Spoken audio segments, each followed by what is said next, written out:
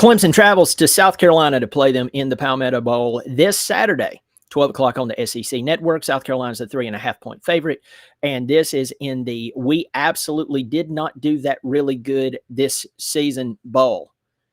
Okay? I mean, both teams, we know what happened there for both teams.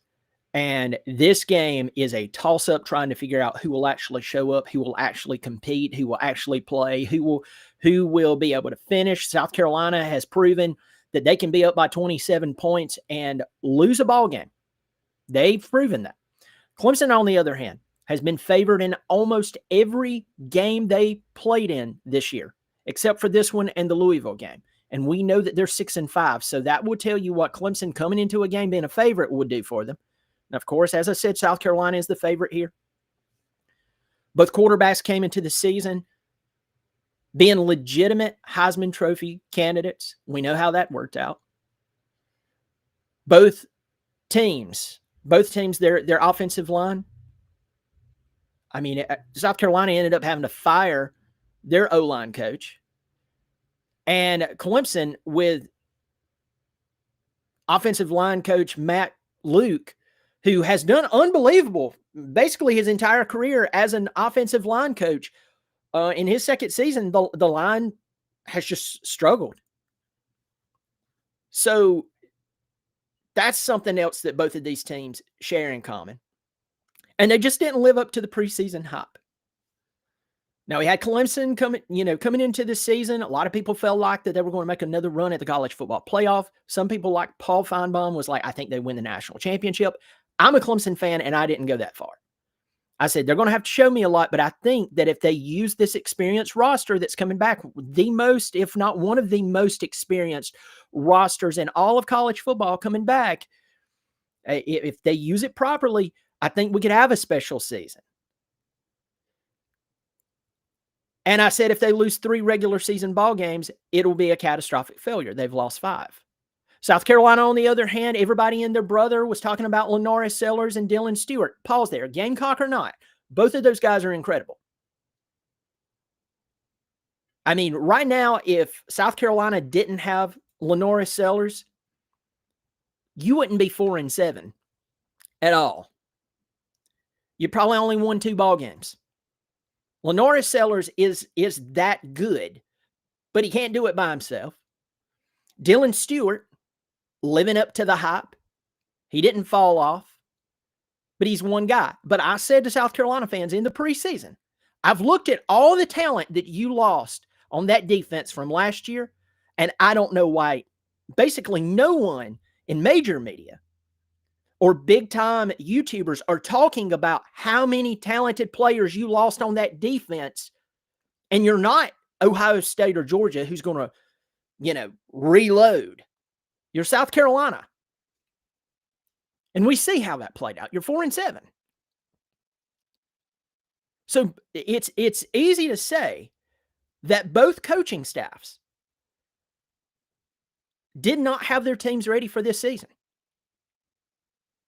It is more than obvious. Now, with that said, let's talk about the rivalry game itself. I said this at the beginning of the video. I have absolutely no clue who's going to win this game. I know who I'm going to pick. And I feel like I could pick either team, put the rivalry aside. I could pick either team and still stand a great chance of being wrong. That's how poorly both of these teams have played. And here's a message to both teams. By the way, I could care less what happens in Columbia, South Carolina.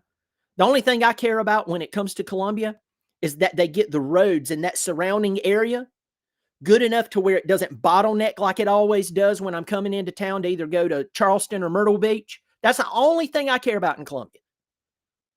Right? I can, whatever. But looking at both football teams,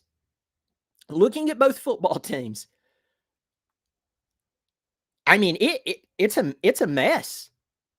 And you have players on both football teams who have done well enough that maybe they're NFL draft stock is not high enough, but it's high enough to garner a lot of money in the transfer portal. You will see players from both teams hit the transfer portal that are good. Of course, you're going to have the ones that are not that good hit the transfer portal, but don't be shocked if you see some significant players from both teams hit the transfer portal and go make bank somewhere else and maybe even have a really good season next year. Maybe even be part of a championship run or a deep playoff run. Jack that NFL stock through the roof, and then boom, they won and they won. They just didn't do it at your school.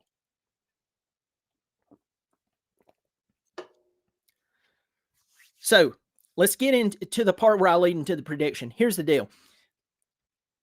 The question is, who can mess up the least? They're going to mess up. Both teams have played very sloppy football. I mean, you don't amass 6-5 and 4-7 without being sloppy. You don't come into a game 6-5 and 4-7 by playing good fundamental football. This is your very last game of the regular season, and for South Carolina, this is your last game of the year.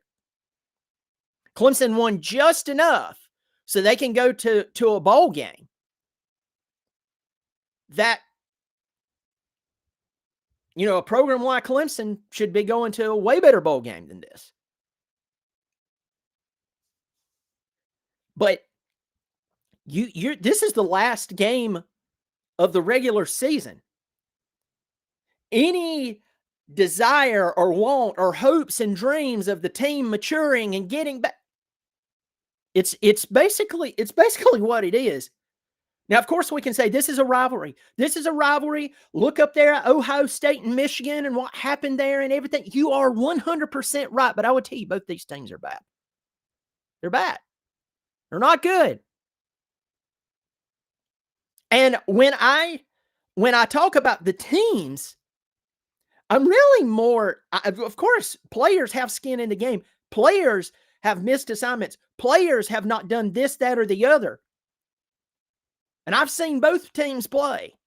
It's not like I watched 5 minutes of South Carolina football and then looked at their record. I've watched South Carolina play a lot this season. You can't protect the quarterback at all. Neither can Clemson. Your defense is not amazing. You have one player who wreaks havoc, and that's Dylan Stewart. You look over on the Clemson sideline. Will Helt, the guy out of Purdue that we got in this offseason, he's done very well. The other guy, Jaheim Lawson, I think he broke his ankle. He's out. He's done. He was out. He's done. He was barely going to play in this game anyway. So it's like, what do you say about either one of these teams other than us dusting off our best South Carolina versus Clemson jokes, our best Palmetto Bowl jokes? We can peel off jokes about one another all we want to, and what we all should just agree on, whether you love the Gamecocks and you hate the orange around me, and that's fine, that's okay. This is a rivalry. At the end of the day, two teams will play, and all the jokes in the world will not save them from what this season has ended up shaking out to be. But it really comes down to who wants to lose less. Who can turn over the ball less? Who can move the ball and not only move the ball, but get the ball into the end zone? Who can have the least amount of busted assignments? Can Clemson tackle Lenoris Sellers? That's a really good question. That is, I mean, it is like putting two old people who were on walkers with coloscopy bags dragging behind them, putting them in a ring and saying, fight, entertain us.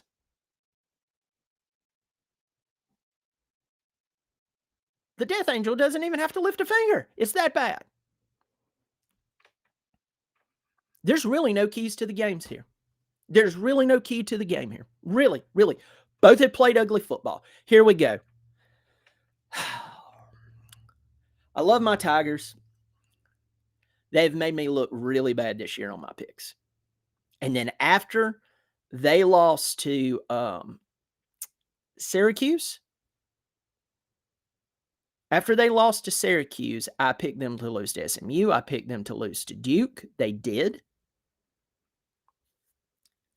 They ended up beating, what was that team? Louisville. I picked Louisville to win that game. That was an ugly game. Nick Saban afterwards said, "Yeah, you won, but that was not really good football." And that's hard to get out of a team's psyche when you go, "Hey, y'all played bad," but they go, "Oh, but we won." Nick Saban was like, "That's not the point." They just beat Furman. South Carolina just beat the crap out of Coastal. What big teams we are. I am going with Clemson. You've made me look bad this season. Why not me bet on my team against the rival? Because here's what we're doing. Here's where we're at. If Clemson can beat South Carolina, Clemson can look at them and say, even when we were not good, we beat you. And then flip it to the other side, the game chickens. Even when we were bad, we beat you. So I think that this is a game that if I actually put money on games, by the way, I don't gamble on games and don't bet on games. I would not touch this game with a 100-foot pole at all. I would run from this game.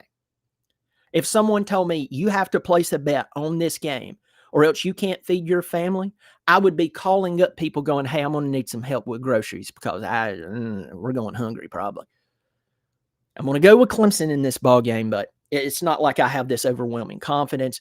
Both teams have just, all I have to say, one's 6-5, one is 5-7. There we go.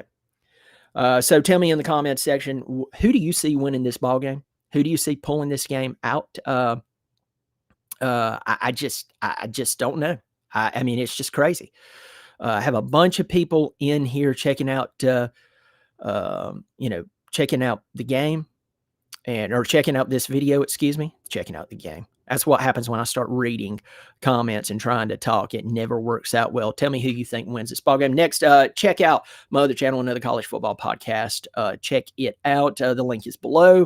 I talk about college football as a whole, so do pass it along. I hope you'll pass this video along in all your forums to your Gamecock friends, to your Tiger friends on Facebook, etc. I do appreciate it. Remember, it is free to subscribe. You take care.